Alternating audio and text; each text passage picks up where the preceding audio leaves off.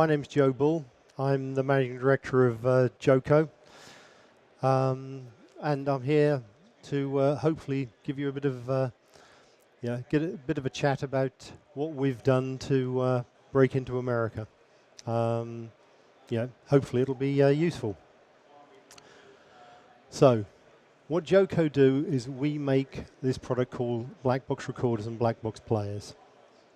They're multi-channel audio devices. We've been making them now for about 6 or 7 years, and we've had reasonable success exporting our products. And we've found generally that America has been one of our best marketplaces. The products basically will take multiple channels of audio in, record them all onto an individual USB drive that you can then take into your Pro Tools, Final Cut Pro, whatever device you happen to be using, and repurpose them automatically.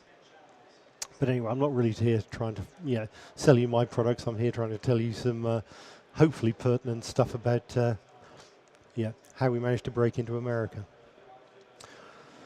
America is a very large country. From anybody anywhere in Europe, the scale of the place is just enormous, and you've got to deal with people who are able to actually cover the whole territory, unless you've got a product that you're only going to sell into Houston or only going to sell into Seattle. You've got to have an organization that can actually cover the whole territory. When you first start looking at America, you've really got to do a lot of crystal ball gazing to try and work out how you're going to cover that territory and what you're going to do with it. You need to work out from your product or your service offering, what is your USP, what makes you different from everybody else who's trying to sell into that territory. There's also a very easy trap to fall into, to think that just because something that you're doing here in the UK or somewhere else in Europe is unique, it might not be unique in America. The marketplaces are very different, and you need to try and work out are the key selling points that you think make your product something that is popular here going to work over there, because they often don't. You need to do a lot of research. So how do you do that research? What I tend to find is that Google is your best friend. Anything you can do on the internet to start with, to try and work out what other people are doing, how you're going to approach the marketing of your products into that that big market space becomes a vital part of what you can do.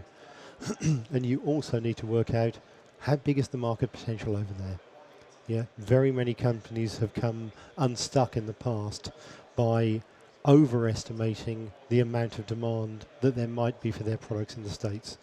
There's also a similar and opposite problem of underestimating the demand, and then suddenly find out that you just cannot keep up with the production requirements that the American market can demand of you. So, once you've sort of done your basic market research, you need to start looking at what are the best routes into market for you and your product range. There's the obvious, do you go via distribution? Do you try and set up individual dealers that are going to work for you? Do you try and sell direct?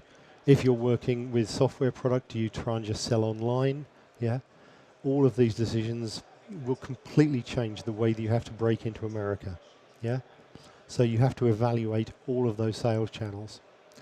I certainly, one of my co-directors from the day I started the company was always trying to get me to sell online, because he wanted to keep the margin. It seemed obvious to him the fact that rather than giving margin away, it was much better to keep it in the company and just sell everything directly online. The problem is when you're trying to break a new product into a foreign country, and unless you happen to have the sort of thing that will get YouTube hits and suddenly go viral, trying to break into a brand new product, you've got to have people with feet on the ground who can actually go out and promote your product to the end user. Yeah, and that sort of getting that balance right is vital. So, yeah, you've got to investigate and evaluate your sales channels, decide how you're going to best fit your product or service offering to the marketplace out there. You also need to work out what resources you've got. Now, my company is a very small company. We subcontract all of our manufacturing, some of our R&D. We subcontract all of our sales via different distribution channels. Yeah, so that leaves a very small core of people within the company who can actually do research. Yeah, and doing research properly takes a lot of time. So you've got to factor that in as part of what you need to do to make sure that by the time you hit the ground running in the right way. Who do you trust? When I first appointed someone as a US distributor, it was about 6 years ago. I'd known them for many years, so I knew that I trusted them. We did our negotiation. They said, yes, we'd like to represent your product. Everything was going fine until about 7 days later, another product line that they also distributed said, if you're going to take on this new product, you're going to lose our business, because they were going to effectively take away their ability to resell their product. That represented about $500,000 worth of turnover to them. Yeah. So I then got a very embarrassed telephone call saying, I'm really sorry, but I can't afford to lose $500,000 worth of turnover. I'm not going to be able to distribute your product. So I then spent the next 6 months trying to find someone else who I could also trust, before eventually they got, this first company I'd been dealing with got fed up with the other company who'd bullied them and turned around and told them where to go and came back to me and said, can we still distribute your product? At which point I said, yes. And we've built on that, from strength to strength ever since. Other issues, shipping. Shipping it's a cost.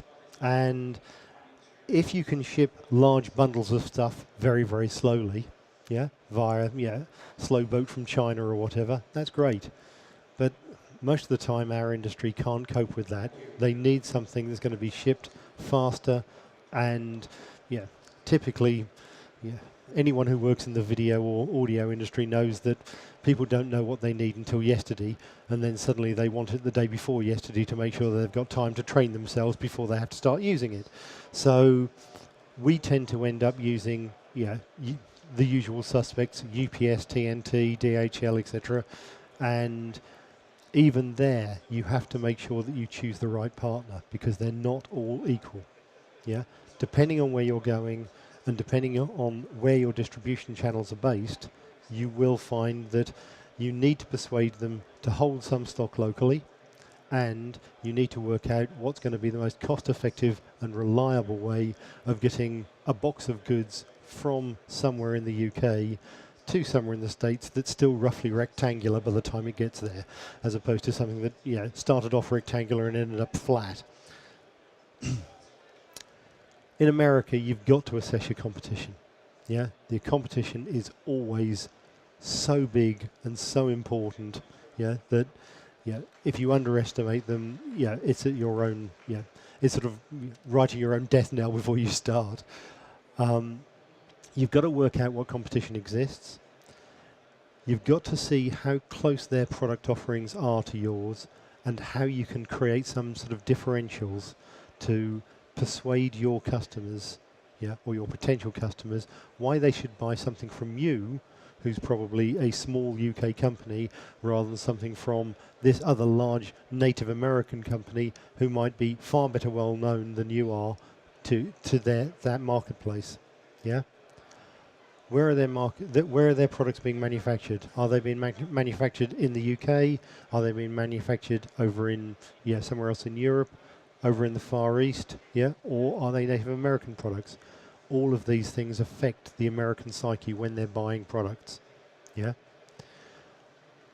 Do they also have any local knowledge that you just might not be might not be aware of at all. Yeah, there's a classic tale I was given some years ago was an American company who had designed a product for the blind to evaluate American banknotes, so that a blind person could just put an American banknote into a reader and immediately know whether they've got a $10 bill or a $20 bill or a $100 bill. And this company, effectively, when they were talking to a potential investor, was saying that we think we'll just about break even in the States, and then we'll really clean up when we sell this overseas. But what they hadn't realised was that everywhere else in the world, the blind had already been thought of, and we have different size banknotes. Yeah, so their whole market premise had been based on something that was completely fallacious. They hadn't done their research to know where they were going to actually find their marketplace. Pricing. The US is an incredibly price-conscious market. Yeah, we find just keeping track of what all our competitors are doing in the States takes a significant amount of time. And not only do we do that from over here in the UK, we also engage our US distribution and dealers to actually do it as well, so that we know as closely as possible what our competitors are actually selling for. The other thing, of course, that has to be borne in mind is exchange rates, which are constantly turning topsy-turvy. 6 or 7 months ago, the US dollar was at 1.75 to the pound, and 2 or 3 weeks ago it was 1.5 to the pound. That's about 12.5% change. Now, you have to decide, are you going to sell in sterling, in which case what your customer sees is a price that just fluctuates up and down all the time, or are you going to take the hit yourself and price everything in dollars for the American market? Yeah. Now, I looked at this 5-6 years ago, and I decided that I wasn't, how's the best way of putting it? I wasn't confident enough in my own marketing ability to say, I'm going to price this in pounds and everyone's going to pay me in pounds. So I priced everything in dollars. Yeah. And I've been accepting the fluctuations in price, but it does mean that in America, everyone knows the price of my products. Yeah. The other thing that we did with America is we insisted via our distribution channel that we would have a minimum advertised price. It's called a MAP system. So, our products get sold by big retailers like Sweetwater or B&H Video, and every single one of them is told categorically, this is the price you will sell this product at.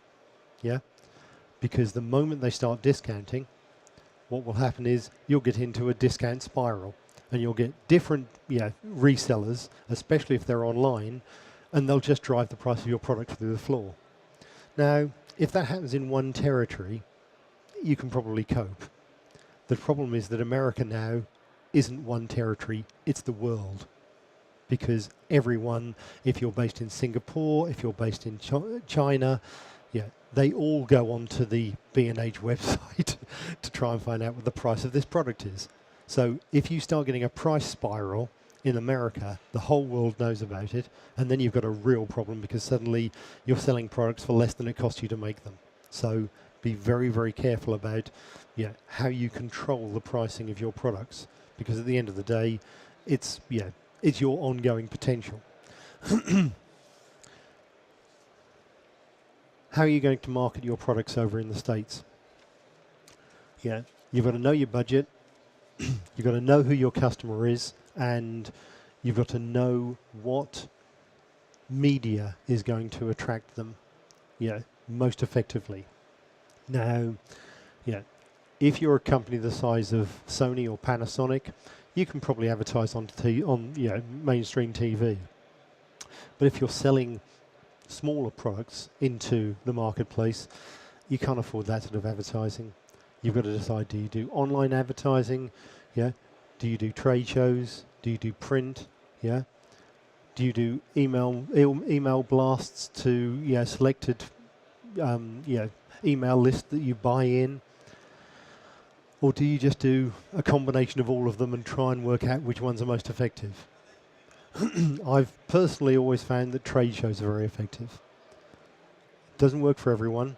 The reason I find it works for me is that whenever you're doing any form of marketing that is not personally addressed to an individual, you can't tell when you're losing their interest. Whereas if you're talking to someone directly at a trade show, you can look them in the eye and you can see that whatever message you're plugging at them is just completely missing their interest factor.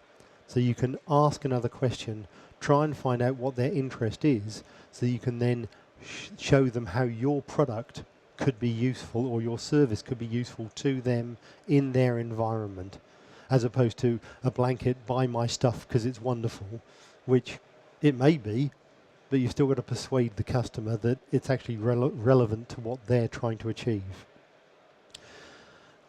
There's also obviously, advertising in the trade press, and the only reason we advertise in the trade press is to be able to get editorial, and anyone who tells you those two things are not connected is probably trying to pull the wool over your eyes, They are very, very closely connected. You won't get good editorial unless you're prepared to pay for advertising, And advertising, it's a mug's game. It's very expensive, You can try and keep your costs under control, but you'll never ever eliminate them. You've got to be able to say, yes, it's worth me spending this much money on advertising in the relevant press, just to make sure you can get the editorial content. Where do you go for advice? What I have found is the most useful source of advice is to go and talk to other companies of about your size who are selling similar products into that territory.